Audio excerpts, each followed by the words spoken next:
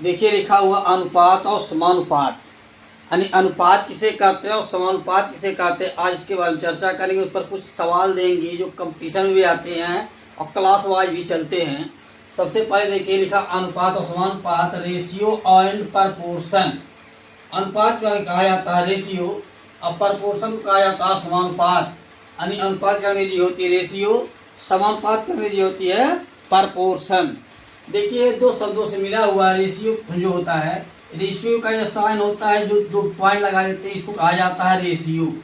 ये कहलाता है रेशियो। अब रेशियो क्या होता है, जैसे मान लीजिए ए, हम ए संख्या लिए और बी संख्या लिए, इन दोनों के बीच में यदि हमें दो पॉइंट लगा देते हैं जब हो जाता क्या, ए रेशियो बी, यानी ए अनुपात बी। अच्छा ऐसे नहीं समझ में आ रहा तो मान लीजिए अनुपात उसको कहते हैं एक भाग का रूप होता है। जैसे इसको हम ऐसे भी लिख सकते हैं, ए बटे बी भी लिख सकते हैं, ठीक है, या कोई भी अक्षर लिख सकते हैं। जैसे एक एग्जाम्पल लेते हैं, अनुपात इस तरह न समझ में आए। मान लीजिए आपको चाय बनाना हुआ, तो चाय में कितना दूध डालें, कितना पानी डालेंगे, उसका एक रेशियो निर्धारित किया जाता है, कितना हम दूध डालें या कितना पानी डालें तो अच्छा चाय बनेगा। और चीनी और चाय पत्ती का भी अनुपात देखा जाता है, यानी चीनी कितना मिलना चाहिए, चाय पत्ती कितना मिलना चाहिए। अब मान लीजिए आपको एक कप चाय बनाना हो तो उसमें जो है एक पाव चाय पत्ती डाल दिया, 100 ग्राम चाय पत्ती डाल देंगे तो क्या अच्छा लगेगा, नहीं ना। एक कप चाय के लिए आधा चम्मच चाय पत्ती बहुत ज़्यादा हो जाती है, इसलिए उसको कहा जाता है अनुपात। जैसे मान लीजिए अब इसको दो संख्या लेते हैं, 2 रेशियो 4, यानी 2 अनुपाते 4, इसको आया 2 अनुपाते 4। अब रह गया समानुपात। समानुपात, समानुपात इसका मतलब होता है दो शब्दों से मिलकर बना हुआ है, सम प्लस अनुपात। अनुपात जब इसको तोड़ेंगे या सम विच्छेद करेंगे तो होगा समानुपात। सम का मतलब होता है बराबर, सम का मतलब क्या होता है, बराबर, यानी ऐसी दो अनुपात जो बराबर हों आपस में, इधर के बराबर उधर के बराबर हों। जैसे अब ए अनुपाते बी, फिर समानुपाते हम लिख सकते हैं x अनुपात y, ये हमारा समानुपात में हो गया। यानी कहने का मतलब यह हुआ इन दोनों का गुणा आपस में कराएंगे, इन दोनों गुणा कराएंगे, ये दोनों बराबर होना चाहिए। अब इसके लिए क्या होता है हम बता रहे हैं, क्या होता है, बाहरी या बाह्य पदों का गुणनफल बराबर बाह्य पदों का गुणनफल बराबर मध्य पदों का गुणनफल।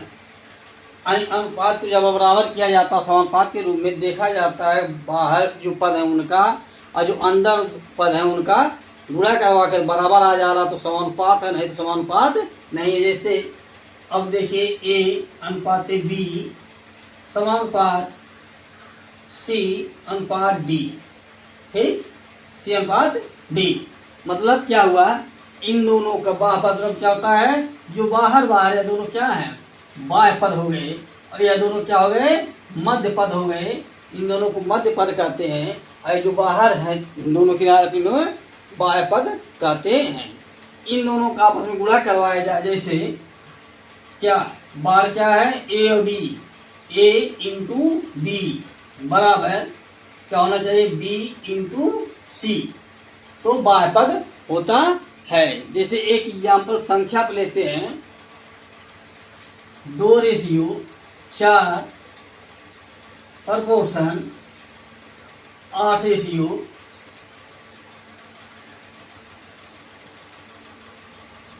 16, ठीक। अब इन दोनों देखना है कि दोनों बराबर हैं कि नहीं है। इनको लगाने के लिए 2 तरीके होते हैं, या तो इन दोनों को आप बराबर करवा दीजिए, गुणा कर दीजिए, या इन दोनों को गुणा कर दीजिए। तो क्या करते हैं, 2 गुणे 16 बराबर 4 गुणे 8, तो कितना होता है, 16 गुना 32, 8 चौक 32, दोनों क्या है, बराबर है। और इसको ऐसे लिख सकते हैं, क्या लिख, अब चलते हैं कुछ देखते हैं टर्म सवाल को। यह तो रहा उसकी परिचय कि अनुपात और समानुपात किसे कहते हैं। जब किसी संख्या को ए अनुपात बी के रूप में लिखा है तो अनुपात होता है, लेकिन जब चार संख्याओं बराबर हो तो समानुपात कहलाती है। सवाल देखते हैं 5, 9, 12 का चतुर्थानुपाती क्या होगा। यानी चतुर्थानुपाती मतलब 4 अनुपात होता है, लेकिन 3 दिया है, 1 नहीं दिया है, तो वही 1 पूछ रहा है क्या होगा। तो इसको क्या करेंगे, हम ए लेंगे, इसको बी लेंगे, इसको सी लेंगे। अब इन दोनों क्या करते हैं, थोड़ा बड़ा लिख लेते हैं, ए बी सी, इनका चतुर्थानुपाती बराबर होता है, सूत्र भी होता वही चतुर्थानुपाती। चतुर्थानुपाती निकालने के लिए क्या करते हैं, बी और सी का गुणा करवा देते हैं। बी और सी का गुणा करवा देते हैं, क्या होता है बी गुणे सी बटे ए। बी सी का गुणा करेंगे कितना होगा, बी और सी कितना 9 और 12, 9 गुणे 12 बटे 5 हो गया। ये कटेगा नहीं, कितना हो जाता है 12 9 108 बटे 5, 5 का है 5, 5 दूनी 10 हो गया। एक दो यहाँ लिख देते हैं। उसके बाद 8 है, 5 में एक बार गया, 5 का है 5, पॉइंट लगाए और क्या किए, यहाँ 3 बचा, फिर 6, और ये हो जाता है 21.6। चतुर्थानुपाती क्या हो जाएगा 21.6 इसका हो जाता है। इस तरह से चतुर्थानुपाती निकाला जाता। किसी भी संख्या को हो, यदि 3 संख्या दिया, चौथा न दिया हो, तो उनको बराबर किस भाग बांटते हैं, ए बी सी या एक्स वाई जेड, यानी जिसमें आपकी इच्छा हो।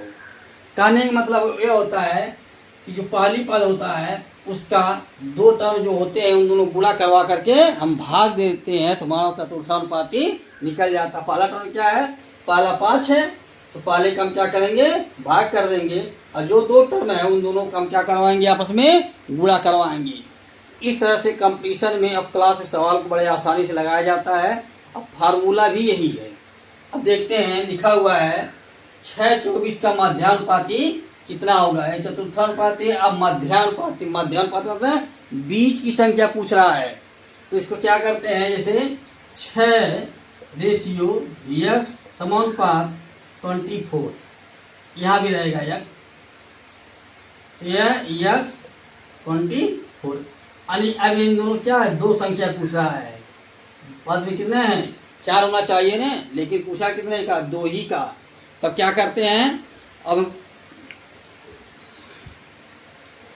जब 2 का पूछा हुआ है कुछ नहीं करना है, इनको छोड़ देते हैं, वही ए और बी, ये ए हो गया और ये बी हो गया। तो इनका हम क्या करते हैं, मध्यानुपाती बराबर होता है, मध्यानुपाती बराबर होता है अंडर रूट ए और बी, अंडर रूट ए, यानी कड़ी में ए और बी, कड़ी क्या है ए बी, अंडर रूट ए और बी अट्रिक है, और अंडर रूट लिखेंगे ए बी, 6 गुणे 24 हो जाता है अंडर रूट कितना 144, 24 छक्का 144 है, और 144 के जब वर्गमूल निकालेंगे तो आ जाता है हमारा 12।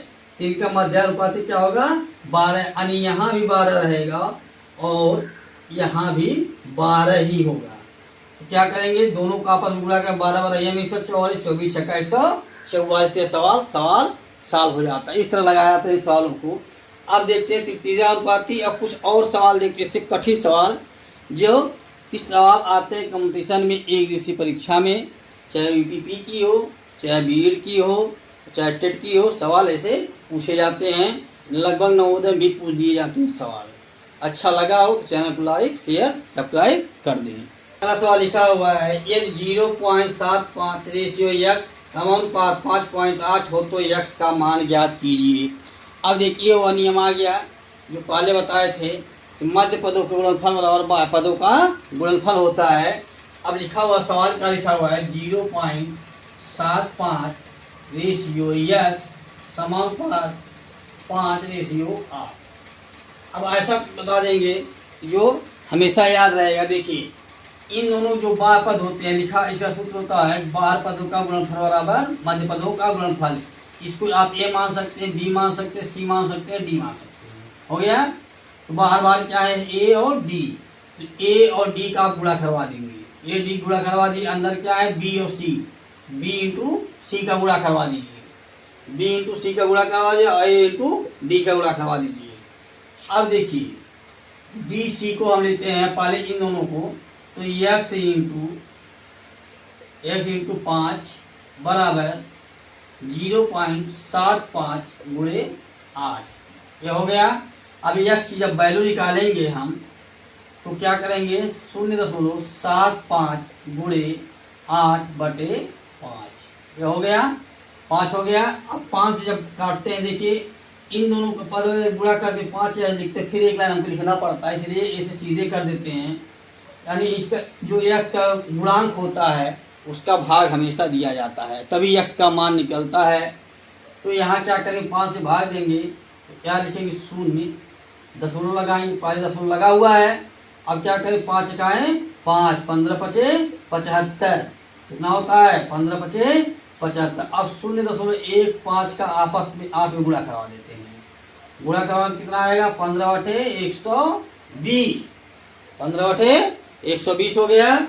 पॉइंट कितना के बाद 1 और 2, 2 अंक बाद लगा दिए यहाँ से लेकर यहाँ तक, बस आपका ये इतना आंसर हो गया। कितना हो गया 1.2, ये इसका आंसर होगी। जीरो का कोई महत्व नहीं है, दशमलव के बाद किसी जीरो का महत्व नहीं होता है, संख्या के नहीं है तो। यदि यहाँ कोई संख्या होती तो महत्व होता है इसका, लेकिन इसके आगे आप कई जीरो लगा सकते हैं।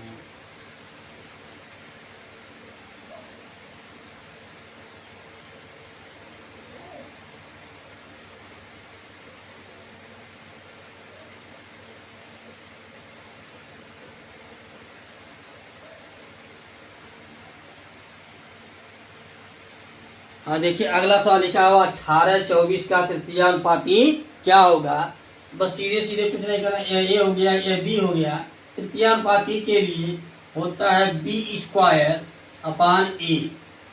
तृतीयानुपाती यहाँ लिख देंगे, तृतीयानुपाती बराबर B²A। बी क्या है 24, ये क्या है 18, यानी 24 का हम 2 बार गुणा कराएंगे 24 में आपस में, तो 24 गुणे 24। देखिए स्क्वायर का मतलब ये होता है कि 2 बार गुणा किया, यानी B गुणे B/A हो गया ना। वही चीज यहाँ लिखा है 24 गुणे 24, क्योंकि एक तोड़कर गुणा करेंगे तो बड़ा आसान होगा। वैसे भी 24 के बराबर बताया है 576 होता है, 576 में 18 का आपको भाग देना है, लेकिन यहाँ यह आसान विधि है। 18 हो गया।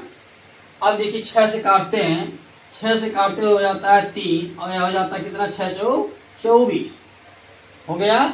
फिर 3 से काट देते, 3 का है 3 और 3×8 = 24, 4 और 8 का गुणा करवा देते हैं, कितना हो जाता है 32।